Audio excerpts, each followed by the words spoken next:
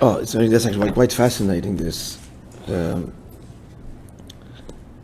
relates as follows. I looked. Where is it? Here.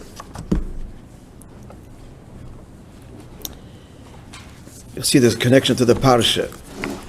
The Fabrengen of Yugimel Shvat, 19 Tavshin Tesvov. It's 1956. They were told the following story.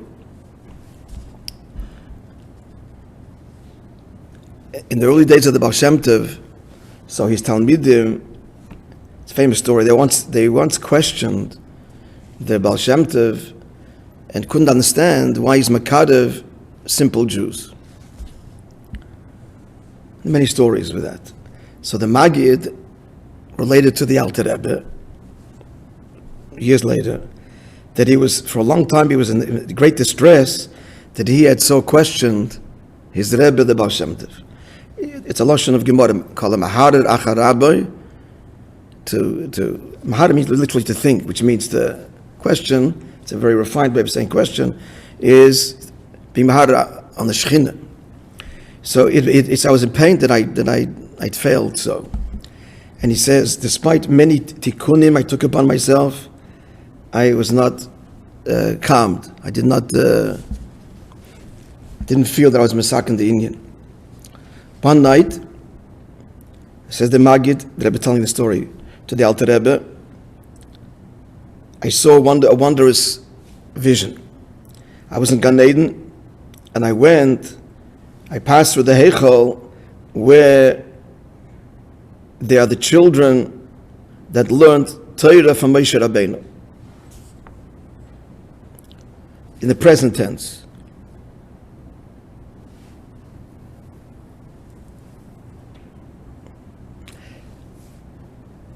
Okay, so they're still like children, Lamaila, whatever that means, the Neshamas.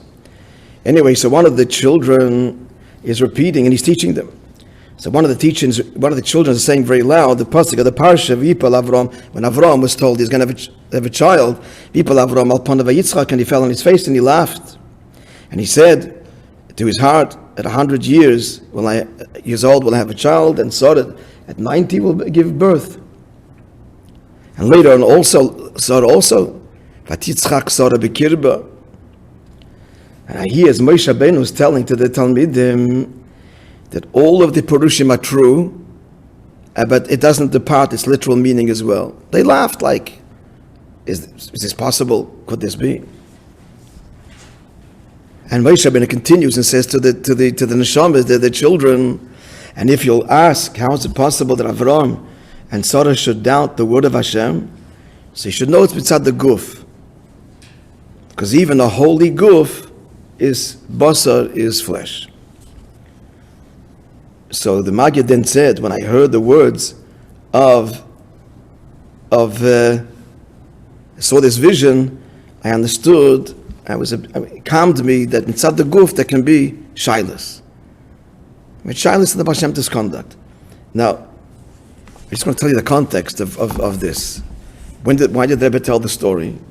The Rebbe told the story because he's going to quote from a maimer that the Frierdiker Rebbe said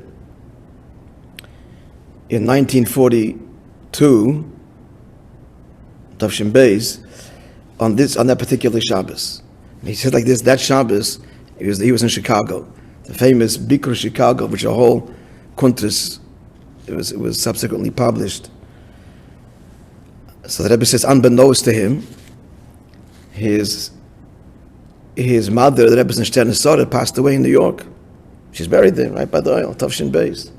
Yud Gimel Shvat. Yud Shvat is the order of his grandmother, Rebbe Rivka.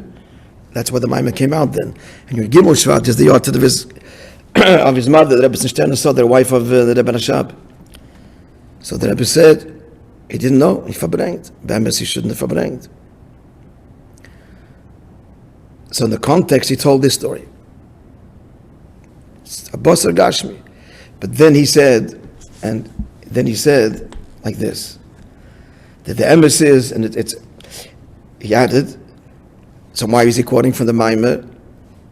Because at Tzaddik, even his Basar Gashmi is also Kedusha. And if mitzad the basar gashmi, he doesn't know, and therefore does what he does, or Avram in Sarah's case laughed, that's meant to be too. That's also kedusha. It's also, and therefore the Rebbe says he's going to quote from that maimer and share it with everybody. So just the words over here, he says, the emphasis that by tzaddikim, even the basar gashmi,